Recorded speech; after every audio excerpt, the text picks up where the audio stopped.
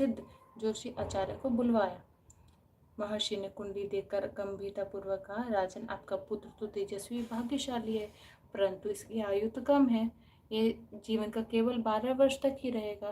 राजा और रानी सुनकर स्तब्ध रह गए, उनकी आंखों में आंसू आ गए। उन्होंने पूछा कि क्या कोई उपाय है जिससे आयु बढ़ सके। ऋषि ने कहा, मनुष्य का भाग्य उसके कर्मों और ईश्वर की कृपा से बदलता है।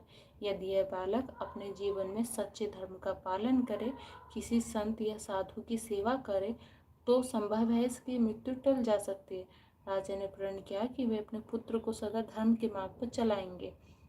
तो हिमन का विवाह हुआ। वर्ष बीते, हिमन अब 11 वर्ष का हो चुका था। राजा ने उसके 12वें वर्ष के जन्मदिन से पहले उसका विवाह एक सुंदर धार्मिक कन्या यमुनावती से कर दिया। यमुनावती सच्ची पतिव्रता थी और भगवान विष्णु की भक्ति करती थी। उसने अपने पति की आयु के लिए सदा चिंता रहती थी। विवाह के कुछ दिनों के बाद एक दिन हिमन और यमुनावती दोनों बगीचे में बैठे थे। अचानक आकाश में एक रहस्यमय आवाज आई, राजकुमार हिमन, आज तुम्हारा अंतिम दिन है। सूर्यास्त के बाद यमराज तुम्हें लेने आएंगे। यह सुनते ही हिमन और उसकी पत्नी भयभीत हो गए। पतिव्रता यमुनावती की प्रार्थना की। यमुनावती ने रोते हुए अपने पति के चरण पकड़े और बोली, स्वामी, यदि मेरी भक्ति सच्ची है और पतिव्रता में धर्म से शक्ति है तो मैं मृत्यु को रोक दूंगी। आप चिंता न करें। वे तुरंत मंदिर गए और भगवान विष्णु और यमराज की मूर्ति के सामने दीपक जलाकर प्रार्थना करने लगी। उसने कहा, हे प्रभु, मेरे पति की आयु बढ़ा दीजिए। मैं अपने धर्म और भक्ति की शक्ति से मृत्यु को रोकूंगी। यमराज का आगमन होता है। रात का समय था।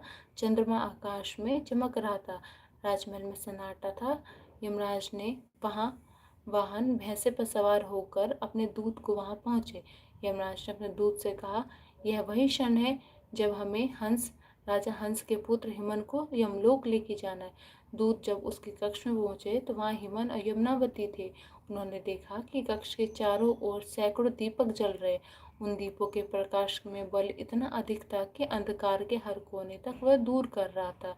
यमदूत पास न जा सके। उन्होंने यमराज से कहा, प्रभु, वहाँ एक अद्भुत प्रकाश फैल रखा है, हम उस घर के पास नहीं जा पा रहे हैं। यमराज और दीपक का संवाद किस प्रकार होता है? तब स्वयं यमराज उस द्वार पर पहुंचे। उन्होंने देखा एक छोटी सी बालिका समान स्त्री यमुनावती अपने पति की रक्षा हेतु दीपक के लिए धरती पर लेटी हुई है। यमराज ने गंभीर भाव से कहा, देवी, यह सृष्टि का नियम है। जिसका समय पूरा हो जाता है उसे मृत्यु लोक में जाना ही पड़ता है। मैं अपने कर्तव्य निभाने आया हूँ। यमुनावती ने हाथ जोड़कर कहा, हे धर्मराज, मैं आपके नियम का सम्मान करती हूँ, परंतु मेरे पति की आयु केवल 12 वर्ष इसलिए नहीं समाप्त हो सकती है क्योंकि मैंने आज रात्रि में आपके नाम का दीप दान किया है। यह दीपक का प्रकाश मेरे पति की रक्षा करेगा। यमराज मुस्कुराए, देवी, तुम्हारी भक्ति और दृढ़ निश्चय प्रशंसनीय है। यह दीपक वास्तव में तुम्हारे प्रेम और धर्म का प्रतीक है। मैं आज तुम्हारे पति का प्राण नहीं ले जाऊंगा। यह कहकर यमराज वहां से चले गए। प्रातःकाल चमत्कार हुआ। सुबह जब राजा हंस ने देखा उनका पुत्र जीवित है तो वो अत्यंत हर्षित हो उठे। उन्होंने सब कुछ कह सुनाया और यमुनावती को प्रणाम किया।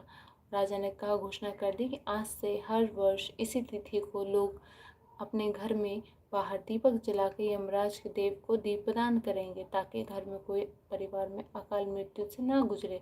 तभी से परंपरा आरंभ होगी। तो यम के नाम के दीपदान करने की परंपरा उस दिन कार्तिक त्रयोदशी थी और वही दिन आगे चलकर धनतेरस कहलाया। इस दिन संध्या के समय दक्षिण दिशा में एक दीपक जलाकर यमराज को समर्पित किया जाता है। यह दीपक पीपल के पत्ते या मिट्टी के पात्र में रखा जा सकता है। लोग कहते हैं यम दीपक जलाने से यमराज प्रसन्न होते हैं और घर में सभी सदस्यों की रक्षा करते हैं। धर्म और दर्शन, यह कथा का गहरा आध्यात्मिक अर्थ है। यमराज कोई दंड देने वाले नहीं बल्कि धर्म और न्याय के देवता हैं। वे केवल वही करते हैं जो कर्म के अनुसार होता है, परंतु यदि मनुष्य भक्ति, श्रद्धा और धर्म से अपने कर्म को शुद्ध कर ले तो मृत्यु तक को वो स्थगित कर सकता है। दीपदान इस बात का प्रतीक है कि प्रकाश यानी ज्ञान और भक्ति जब तक जीवित है तब तक अंधकार उसके पास नहीं जा सकता। दीपदान की विधि क्या है? दीपदान की विधि में